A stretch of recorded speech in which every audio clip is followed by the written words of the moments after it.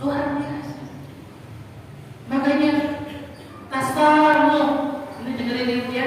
Kalau kesono itu intinya apa? Ngalah. Bang, ibu udah ngantri kamar mandi, Masjidil Haram tuh kamar mandinya banyak, tapi yang datang juga banyak. Ngantri panjang diserobot sama orang. Gimana ngomongnya bu? Astagfirullah, brengsek tuh orang. Ayo. Astagfirullah, brengsek. Ayo, jujur. Gimana nanti katanya? Oh, repot tuh. Ya kan? Repot jangan. Satu repot kayaknya. Ya? Diserobot orang sudah lah, bismillah. Sok, duluan. Habisin lo airnya dong, gitu aja. Ya kan? Ibu udah ngantri Zam-Zam, udah panjang minum air Zam-Zam. Ternyata ketemu sama orang Afrika. Air Zam-Zam orang Afrika itu gak cuma dipakai minum, dipakai apa? Mandi. Ibu gak lihat aja itu, nungguin dia sedang apa? Mandi. Udah kata ibu dalam hati, udah sok biarin, habisin tuh Zam-Zam, gitu kan? Habisin. Kalau ibu tasarruf, ibu mengalah, selalu mengalah dalam haji, dalam umroh, ibu pulang umrohnya makbul, umrohnya diterima oleh Allah Subhanahu wa Ta'ala. Ini loh. Makanya kenapa orang umroh itu, maaf ya, ini saya buka ya. Orang umroh mungkin cuma 2 jam. Ya, orang umroh itu mungkin cuma 2 jam. Ya, tawafnya umroh itu kan niat, tawaf, sa'i, tahan, mungkin cuma 2 jam umroh itu Bapak. Tapi kenapa kajiannya sampai berapa kali? 7 kali. Kenapa? Karena kita nggak pengen sia-sia datang ke sono dan ngeluarin duit banyak, nggak dapat umroh yang makbulah. Ya, makanya kayaknya kalau Bapak Ibu ini mau lebih makbulah, kayaknya harus ngajak saya kayaknya. Masya Allah, sama tambah, Insya Allah berdua ya. Kayaknya sih gitu kayaknya. Jangan Ustaz. Berharap tapi ini Masya Allah. Ya, ini kajian kita ini dibikin biar ini paham. Oh, ternyata situasi di sana seperti ini. Ibu pikir orang tua itu tenang, pikir khusyuk. Enggak. Orang tua itu didesak sana, didesak sini. Ya kan? Apalagi nggak boleh pakai minyak wangi orang umroh itu. Termasuk sesuatu yang dilarang saat orang pakai ihram itu adalah memakai wangi. Kira-kira baunya gimana bu? Baunya gimana baunya? Kambing. Masya Allah, kambing kan ada. Artinya ini memang ibadah yang berat. Beratnya bukan di ibadahnya.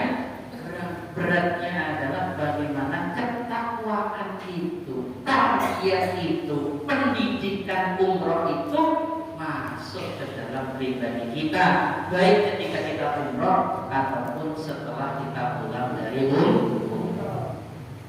Ya, makanya saya juga tak ngerti orang pulang haji dipanggil Pak Haji, tapi kalau orang pulang umroh dipanggil Pak Umroh harusnya. Pak Umroh, ya kan? Jangan. Ibu bapak gak usah macam-macam nyikirnya. Ya kan? Minyak kan sama-sama puluhan juta Ustaz. Ya kan? Kok situ dipanggil Pak Haji kita tidak dipanggil Pak Umroh gitu. Gak usah macam-macam Pak. Gak usah macam-macam. Pokoknya apa? Fala rofata. Pertama tadi, jangan bicara yang buruk. Yang kedua, wala jidala. Jangan berdebat. Jangan berdebat. Jadi kalau suami istri berangkat enak. Bapak yang biasa berdebat di sana insya Allah aman, Pak. Pak, aman insya Allah kan? Yang biasanya di rumah neng bikin kopi, kopi. Bisa nggak berani, Pak? Bisa nggak berani? Neng bikin kopi, ya. Walau tidak, nggak boleh debat, nggak boleh debat, ngarah. Ya, sampai dulu saya masih ingat guru kami ketika kita diajarin dulu umroh itu ngajarin sesuatu yang remeh. Kamu kalau umroh, kemudian kamu gelar sajadahmu, kemudian kamu sholat, kamu salat, selesai sholat, ada orang datang didudukin sajadahmu, diemin, gak usah marah. Ya sholat di depanmu, ya sudah, sujud di punggung orang. Dulu guru kami ngajarin ada seperti itu. Gak usah macam-macam di sana. Ya, insya Allah kalau umrahnya wala kusuko, wala rafata, wala kusuko, wala jidal, insya Allah tidak ada keburukan yang ya. Sampai jam berapa Ustaz? Dari 10 sudah jawab bentar lagi. Kalau syukur nanti.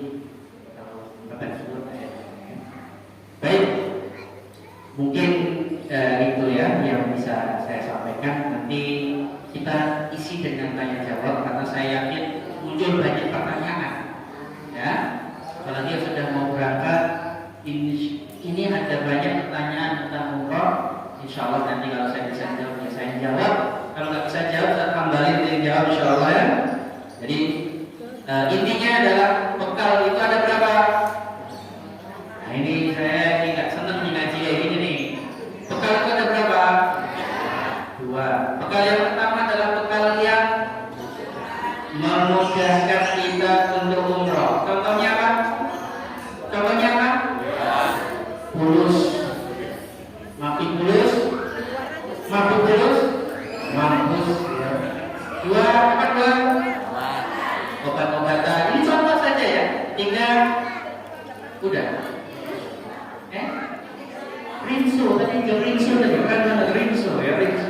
Ya semua itu terserah lah rinso. Nah, itu bekal yang memudahkan kita untuk ibadah umroh. Yang kedua adalah macam bekal yang menjadikan umroh kita makbul, umroh kita tidak diterima. Apa bekalnya itu? Takwa. Bekalnya cuma takwa. Nah, bekal kita kalau takwa ini paling tidak ada 3 hal yang tidak kita lakukan. Pertama, tidak ngomong jorok. Yang kedua, tidak berbuat dosa besar asing. Yang ketiga, tidak nah, nanti kalau ada orang itu lagi makan ngantri panjang-panjang diserobot orang, gimana Bu? Masih brengsek aja gitu gimana? Pikir saya masih brengsek aja gimana? Silakan makan, silakan ya. Nah, itu insya Allah kalau kita sudah itu semuanya, umrohnya adalah makbul. Nah, umroh yang makbulah itu bagaimana? Ini terakhir, umroh yang makbulah itu adalah umroh yang membawa perubahan di dalam kehidupan seseorang. Nah, jawabnya, umroh yang makbulah adalah umroh yang membawa apa? Perubahan pada diri seseorang. Sebelum berangkat umroh, jarang-jarang ke masjid.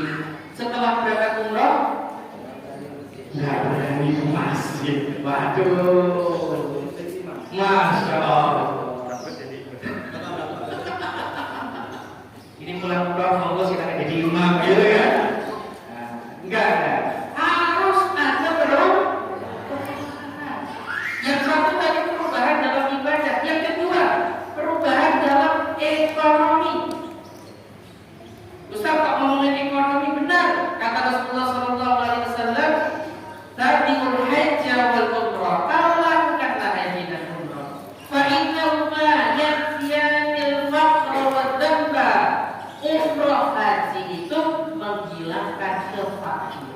dan menghilangkan dosa. Hadis dari mana jadi? Artinya apa? Kalau kita umrah, insya Allah rezeki kita makin lancar. Ya, yang seret-seret itu, yang susah-susah rezekinya, insya Allah dengan umrah usahanya makin lancar, duitnya makin banyak, sedekahnya makin banyak. Itu loh. Makin pulang umrah makin pelit, ngomongnya makin kasar, amat kagak nyakiti. Berarti umrohnya apa? Umrohnya berarti apa?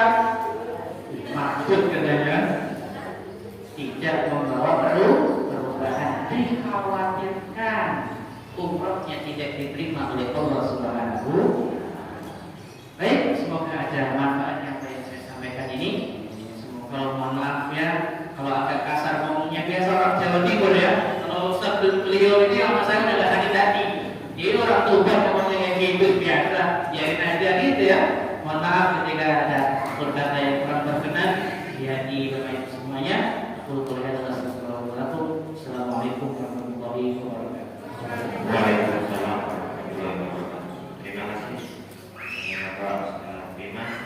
Kami persilakan pada jamaah yang hadir untuk ada pertanyaan terkait dengan apa yang disampaikan, baik lokal adalah manfaat. Kita kasih kesempatan untuk 3 pertanyaan pertama. Silakan, karena nanti setelah jam 11:05 kita akan ada beberapa panduan tentang pembagian hak di jamaah dan juga formulir dana pembiayaan yang nanti akan digunakan, dan berikutnya mungkin juga ada rapat dari bendahara. Untuk itu Bapak Ibu yang akan bertanya kepada Pak Ustaz kita, silakan sambil dinikmati apa yang disediakan Ibu Bapak. Pak Ustaz silakan. Ada yang mau tanyakan Ibu, silakan.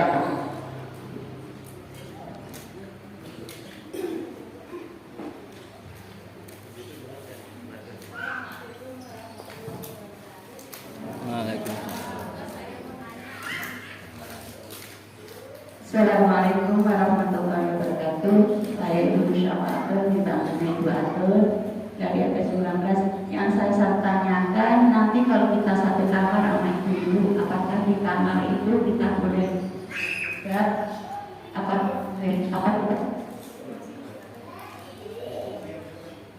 suaranya Bu, baterainya habis ya?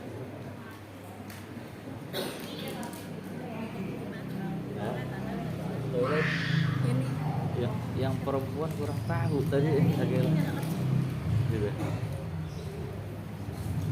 Yang saya tanyakan, nanti ketika kita satu kamar sama ibu, apakah kita boleh melepas jilbab?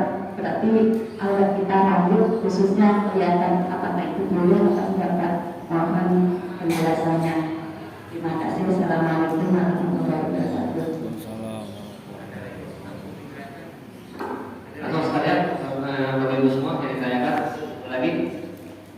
Wow.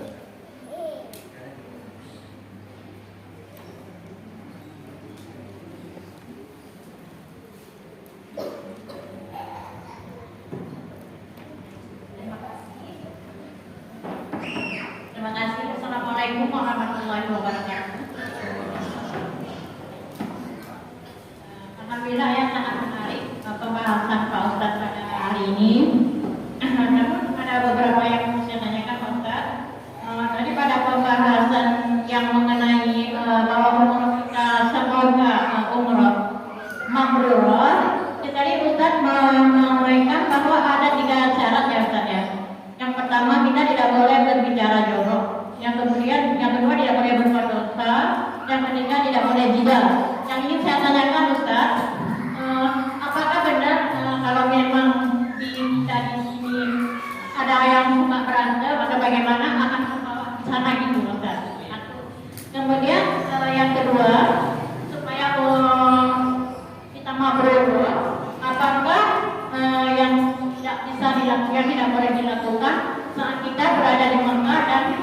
di Madinah. Kemudian satu lagi Ustaz, pertanyaan saya, saat perjalanan kita kan jauh ya Pak Ustaz ya. Kemungkinan kita kan ada sholat di pesawat. Yang ingin saya tanyakan Ustaz, bagaimana cara kita melakukan tayamum di saat kita di dalam pesawat? Itu saja. Terima kasih. Assalamualaikum warahmatullahi wabarakatuh.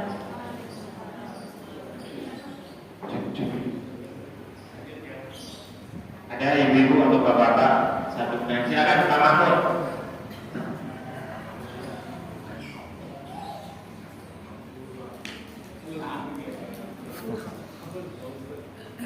Wah, ini. Bismillahirrahmanirrahim. Assalamualaikum warahmatullahi wabarakatuh. Waalaikumsalam. Saya Muhammad Mahfud. Saya mau nanya, sehubungan dengan umroh kita ulangi, boleh nggak kita itu umroh orang tua atau mertua di dalam perjalanan umroh nanti? Itu aja boleh. Terima kasih. Assalamualaikum warahmatullahi wabarakatuh. Langsung dijawab. Yang pertama, gimana pertanyaan? Hijab. Tentang masalah aurat sesama perempuan, apakah boleh kita di kamar nanti buka jilbab ya? Di dalam mazhab Imam Syafi'i rahimahullah taala, perempuan itu auratnya berbeda-beda ketika dia ada di mana dan dilihat oleh siapa. Ketika di luar ruangan atau di tempat umum bisa dilihat orang banyak, laki-laki yang tidak mungkin dan seterusnya, maka seluruh tubuhnya kecuali wajah dan juga telapak tangan.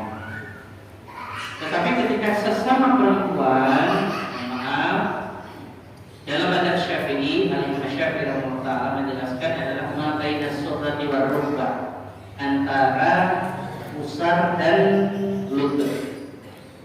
Ya, kalau mau ditambah sempurna ya berarti ke atasnya juga. Artinya apa? Apakah boleh nanti buka jilbab? Boleh. Ya kasihan ya Bu ya, pakai jilbab terus kemana-mana ya. Di dalam kamar ya boleh lepas jilbab. Artinya ketika itu sesama perempuan boleh terbuka jilbabnya. Ya, karena auratnya dalam adab Imam Syafi'i rahimahullah taala adalah sesama perempuan itu ma baina surrati war rukbah, sebenarnya antara pusar dan lutut. Kemudian kalau mau sempurna ditambah dengan ke atasnya. Ya pokoknya pakai daster gitu aja ya. Nah itu diperbolehkan. Itu masalah apa? Auratnya. Terus yang kedua, kalau kita punya kebiasaan berantem di sini, apakah ke bawah ke sono? Nah, ini. Gimana Pak? Gimana Pak yang biasa ngomel-ngomel di rumah, ke sono ngomel-ngomel nggak kira-kira? Pak? Ngomel. Bapak berani. Pasukannya terlalu banyak mama kayaknya. Ya? Kalau saya ngomong pasti, sebenarnya tidak. Apakah pasti atau tidak? Apalagi untuk orang yang punya niat untuk berubah. Ya, kalau dia punya niat untuk berubah, dia sadar diri kalau di Indonesia di rumah tuh rewel, di sana pengen gak rewel, di sini pengen suka debat, di sana pengen gak suka debat, itu saya kira pasti bisa juga menjadi umroh yang makbul. Jadi kalau mau ngomong pasti kayaknya enggak. Tergantung dari niat seseorang itu dan juga apa tadi itikat dari seseorang itu ketika dia umroh pastinya pengen berubah. Saya kira dengan umroh bukan menambah apa namanya perdebatannya, tapi insya Allah minimal lebih berkurang insya Allah ya. Jadi kalau itu nanyanya apakah pasti enggak sebenarnya. Karena kita kesana juga niat ibadah, niat ingin mendapatkan perubahan yang baik. Kemudian masalah apa tadi? Saya nggak ngerti. Apakah pelajaran kemarin nggak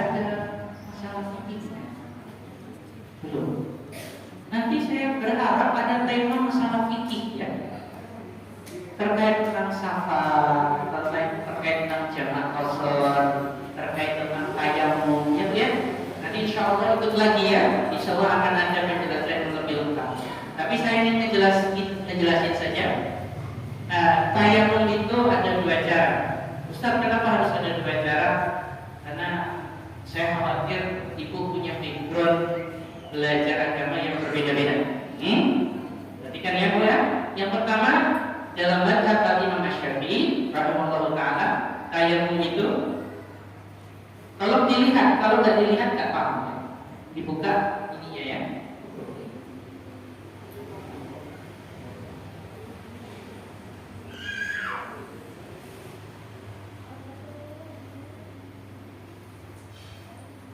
Jangan liatin wajah saya, terlalu ganteng. Ya gitu ya. Tayamum itu yang pertama adalah tayamum itu darbatani, 2 kali pukulan, 2 kali memukul. Ustaz, kalau di pesawat yang dipukul apa? Yang penting nggak mukul kepala temennya aja. Ya, ini fatwa dari Majelis Ulama Indonesia dan juga di Kemenak juga ada. Pokoknya saya yakin ada debu di situ, ya sudah di situ. Kalau ibu yakinnya di kursi ada debunya di situ. Ya, kalau ibu yakin di kacanya nggak ada debu, tapi baju ibu yang ada debu, ya bajunya saja. Gitu ya. Pokoknya di mana ibu yakin ada debu, di situ kita tayang. Ya, dorbatani, 2 kali pukulan. Dorbatun, 1 pukulan. Bismillah lil wajhi. Lihat. Jangan kayak wudu. Apalagi lu pakai kasur yang beneran gitu. Kelilipan.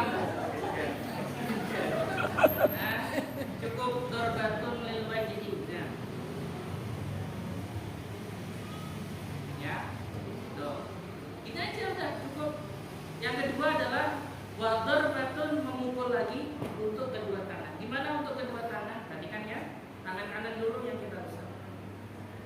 Ini tangan kita bagi jadi 2, setengah, yang sini sebelah luar. Yang sini sebelah dalam. Terakhirnya di tasydid. Ya?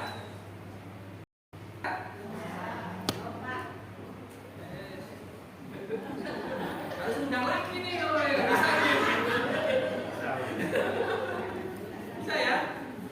Nah, jadi dorbatun lil wajhi wa dorbatun lil yadi. Kalau yang tangan dari yang sini, buat tangan yang sebelah luar. Kalau yang sini tangan sebelah dalam. Nah, ya. Nah, udah cukup besar, cukup, nggak usah ke kepala, nggak usah ke kuping, nggak usah ke kaki. Cukup.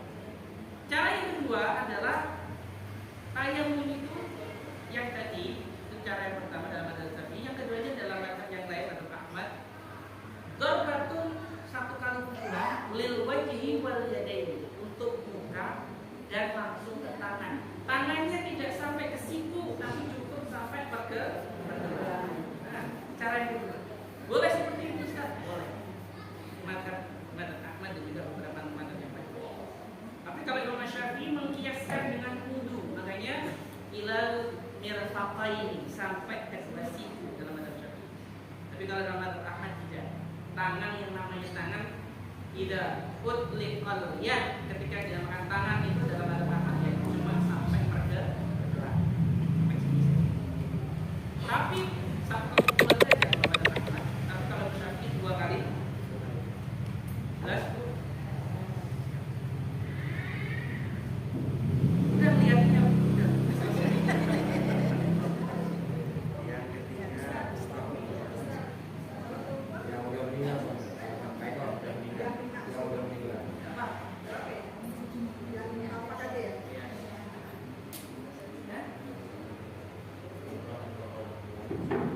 Saya nggak tahu di mana yang memfasilitasi umroh sekali 2 kali. Sekali. Iya. 2 kali. Nah, saya nggak ngerti beda travel, beda ini Pak. 2 kali. 2 kali ya. Alhamdulillah. Jadi begini Bapak, umroh itu boleh 2 kali, bahkan 3 kali, bahkan 4 kali. Ada sebagian ulama yang memang berpendapat umroh itu ya sekali jalan ya sekali, memang ada. Ya, saya termasuk orang yang umroh sekali ya sekali. Saya umroh itu tidak berkali-kali. Tapi kalau Bapak punya orang tua yang sudah sepuh nggak bisa berangkat atau sudah meninggal, itu bisa dibadal. Namanya badal umroh.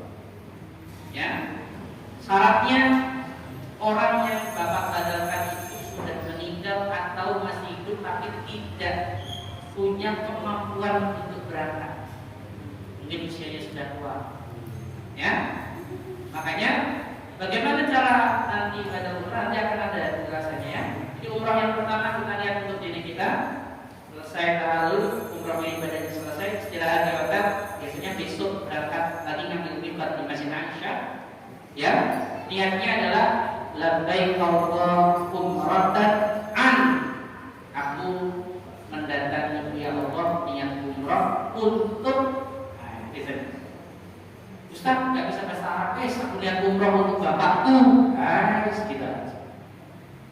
Ya, tapi kalau nggak bahasa Arab kayak itu nggak keren gitu. Tadi ya, labbaik Allahumma umratan an abi atau an umi.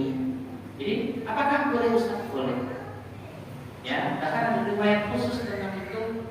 Ada seorang yang bertanya kepada Rasulullah, apa aku apakah bisa haji menggantikan ibuku, pahala untuk aku berikan kepada ibuku? Rasul mengatakan iya, boleh. Ya, makanya ini bagus. Badal kebadalin umroh orang tua yang tidak bisa berangkat itu bagus. Tapi kalau orang tuanya masih sehat, masih ada kemungkinan untuk berangkat ke sana, jangan dibadalin. Karena beliau masih ada apa? Kemungkinan untuk bisa ke sana. Tapi kalau sudah sepuh, udah ini udah dibadalin umrohnya, tidak masalah, gitu ya. Dalam sehari satu kali apa dalam sehari bisa berapa? Oh, nggak kuat Bapak. Bapak kalau satu hari 4 kali nggak kuat, fisiknya nggak kuat Pak. Ya, biasanya umroh itu nanti fasilitasnya beda hari. Jadi berangkat pertama, selesai itu biasa besoknya itu ngambil mikot lagi untuk umroh yang kedua. Biasanya begitu Pak. Ya, dan itu bisa ini ya.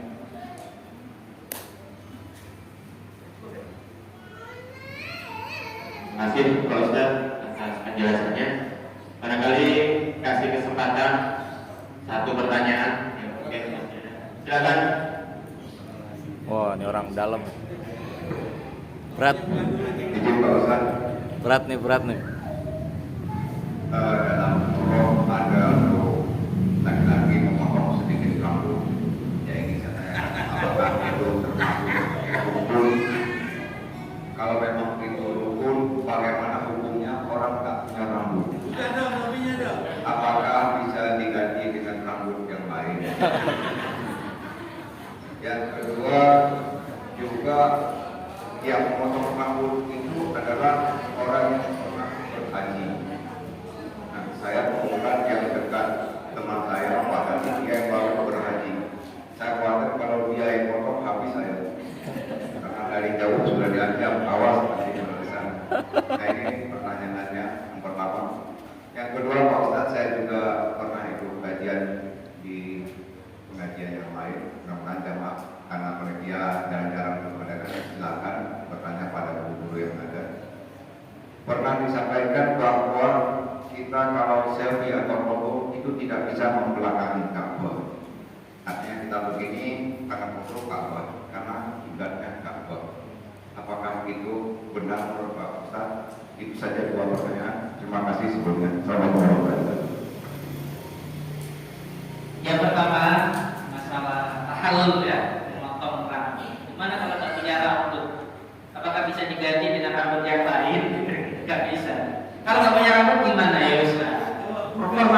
Formalitas. Ya, gini doang apa? Dijalanin apa namanya? Alat potongnya atau apa? Yang jelas itu memang bagian taksir syar'i, memendekkan rambut, memotong rambut.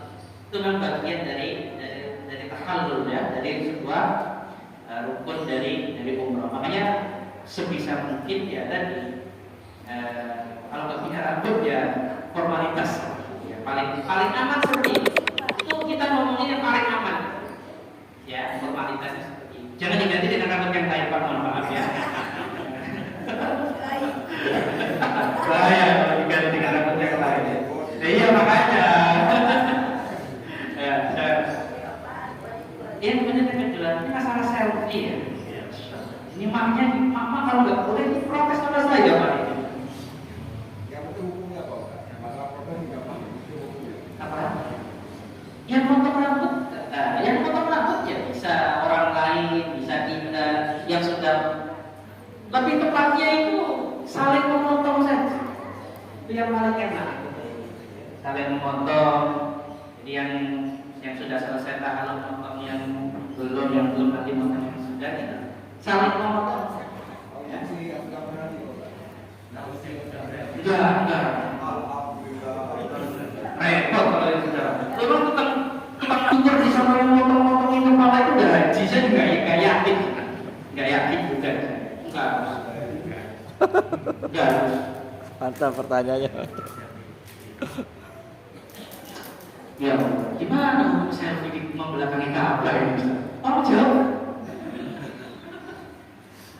Saya termasuk orang yang mengatakan boleh saja. Karena kalau kita ngomong sesuatu itu haram, harus ada dalil yang mengharamkan. Kalau memang Rasul ada riwayatnya melarang itu semuanya, oke, kita sepakat. Tapi kalau nggak ada nas teks larangan dalam hal itu, saya cenderung boleh. Tapi baik atau tidak itu kembali kepada diri kita masing-masing. Gak semua sesuatu yang boleh itu baik. Itu sate, makan sate, boleh nggak? Boleh nggak makan sate, Pak? Nah, kalau Bapak darah tinggi, gimana darah tinggi? Boleh lebih tinggi, gitu kan? Atau gimana lah? Yang jelas, kalau saya menghukumi sampai haram itu harus ada larangan yang jelas. Dan saya tidak menemukan larangan itu. Ya, kenapa sebagian para ustaz, sebagian para guru, mohon maaf ya, sebagian para guru kita melarang hal itu? Karena itu bagian dari sesuatu yang tidak beradab. Ya, bagian dari sesuatu yang tidak beradab. Sedangkan yang namanya adab itu tidak bisa masuk dalam hukum syariat tentang haram dan halal. Tapi pantas dan pantas. Ya, baik atau enggak baik, ya, menyalahi norma atau tidak menyalahi norma, lebih ke situ saja. Jadi hukumnya tidak bisa dihukumi haram secara syariat, karena kalau haram secara syariat harus ada dalilnya. Ya, kalau dalam kitab Al-Waraqat itu yang disebut dengan haram itu adalah sesuatu yang apa? Dimakan atau disiksa, ma'yu'aqabu 'ala fi'lihi. Orang yang disiksa karena melakukannya, nah itu kan haram. Nah untuk sampai disiksa itu kan nanti berarti harus ada larangan yang jelas yang disebutkan dalam riwayat hadis ataupun dari ijtihad dari para ulama. Tapi insya Allah kalau saya lebih memandang ya boleh, tapi kalau pantas gak pantasnya kembali kepada diri kita masing-masing. Insya Allah itu saja. Ya, terima kasih atas penjelasannya Prof. Bima. Untuk sesi tanya jawab kita cukupkan sampai pertanyaan yang keempat tadi. Nanti ada sesi di KPU berikutnya berkenaan terkait dengan sedikit untuk umroh bersama ya Pak Ustaz ya. Untuk selanjutnya kita akan bagikan kelompok kamar program umroh RW1. Nanti juga ada bagi peserta atau jemaah umroh yang memerlukan formulir pembiayaan umroh, mungkin tidak semua ya, jadi nanti bisa kita juga bagikan.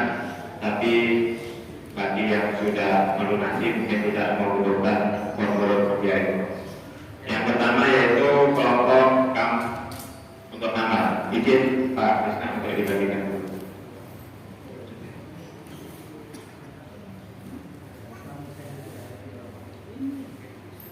Terima kasih Pak Ustaz, selamat jalan. Terima kasih atas ilmunya.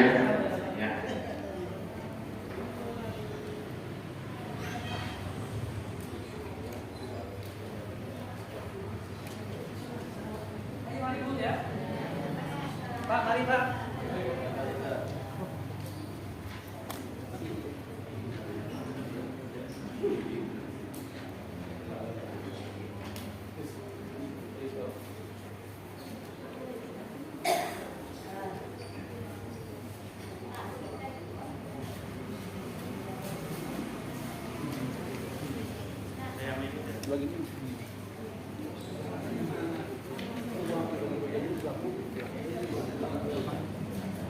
Bagikan.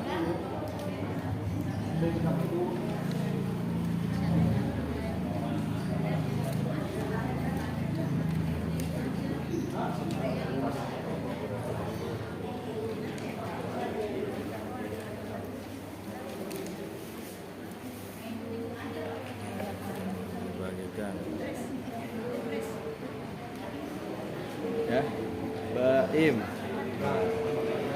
Nggak datang. Iya, nitip nanti. Mau ikut pembiayaan lu?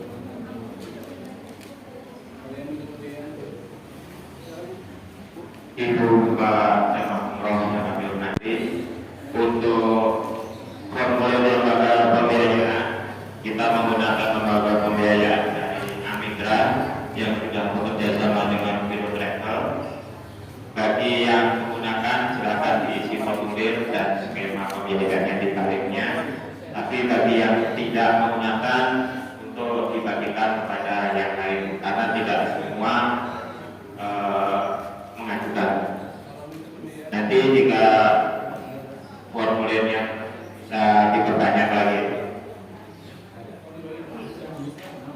Setelah Bapak Ibu menerima, akan ada sedikit penjelasan terkait dengan pembagian kamar yang insya Allah nanti kita akan lakukan simulasinya di Sentul di Hotel Asiana.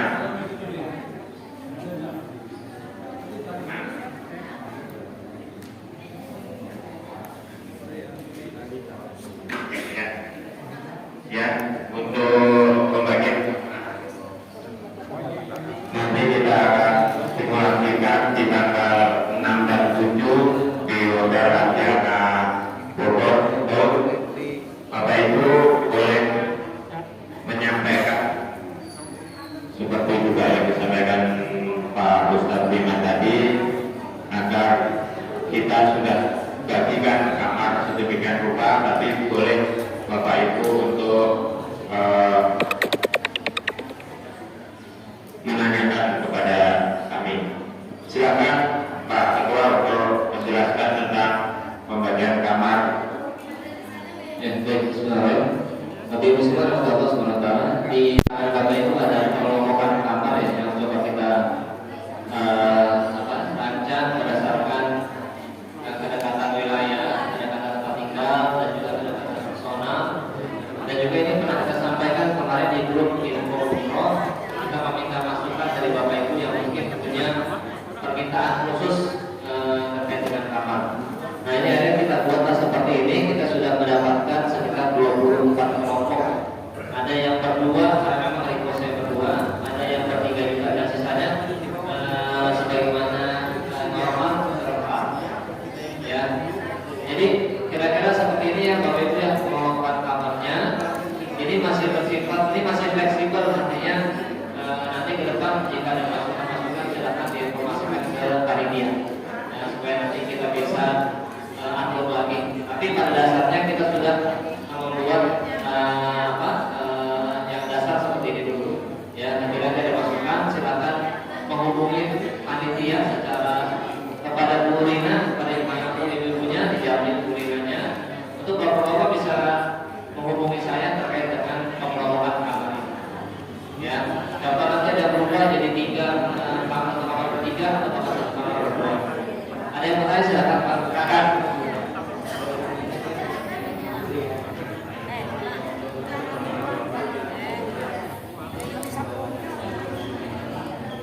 Assalamualaikum Pak Ketua. Assalamualaikum. Ini mohon penjelasan Pak Ketua. Ini satu bed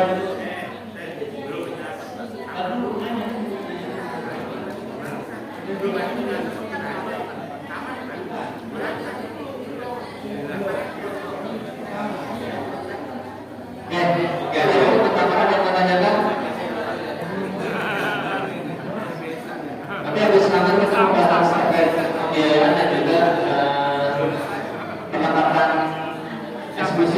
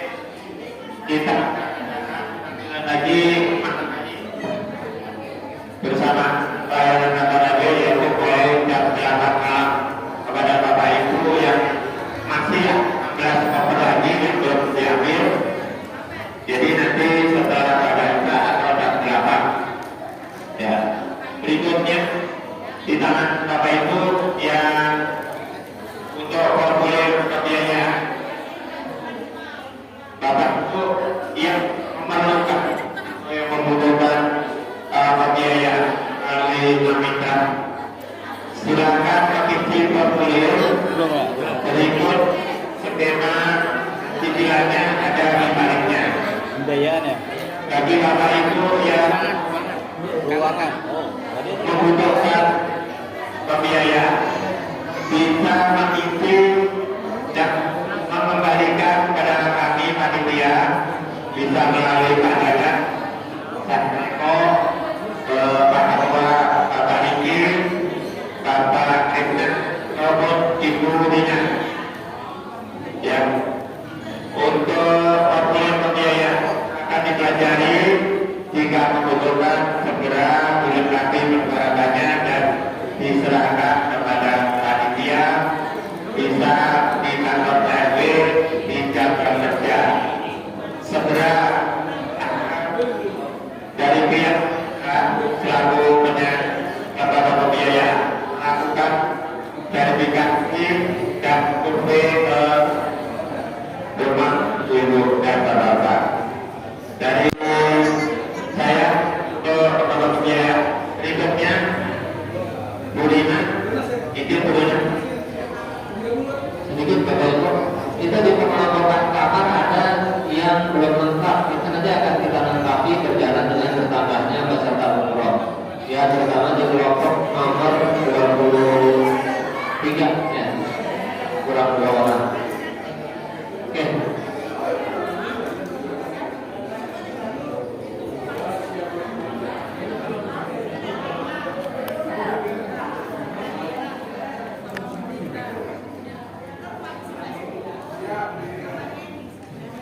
Bu Angelina masih cukup Bu, ini sepertinya melakukan kamar pembahasannya panjang.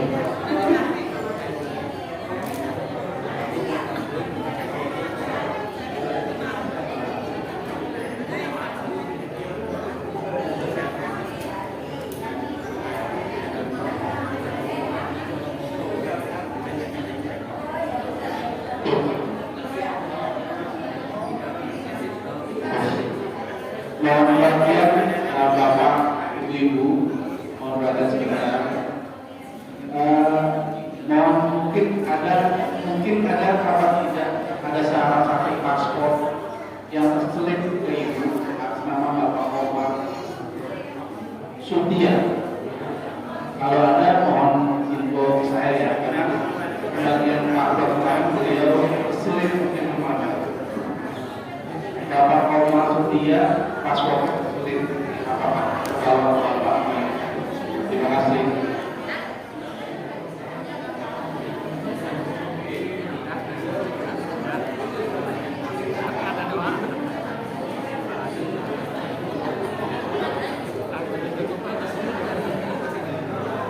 Ini informasi tambahan. Ini ada gambaran yang untuk jemaah laki-laki. Jadi ini peralatan-peralatan yang harus dibawa. Tapi nanti akan kita bahas videonya karena waktu yang tertutup hari ini kemungkinan lewat grup aja nanti. Terima kasih.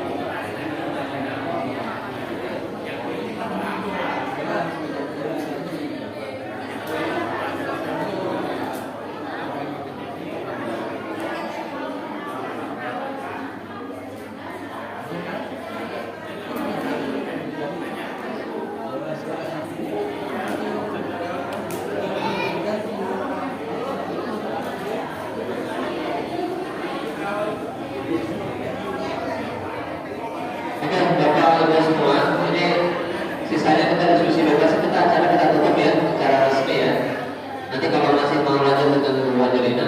Bu Angelina sebelumnya ini mau jelasin dulu nggak, Bu Haji? Itu yang mau jelasin terkait dengan ini banyak pertanyaan. Ada banyak pertanyaan terkait dengan kertas ini.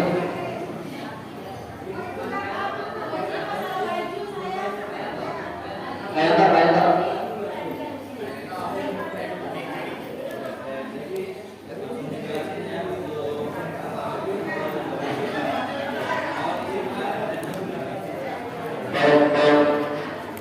Nah, ini langsung dijelaskan kalau bocornya untuk peralatan.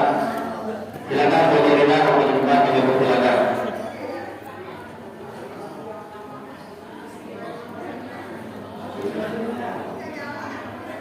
Tes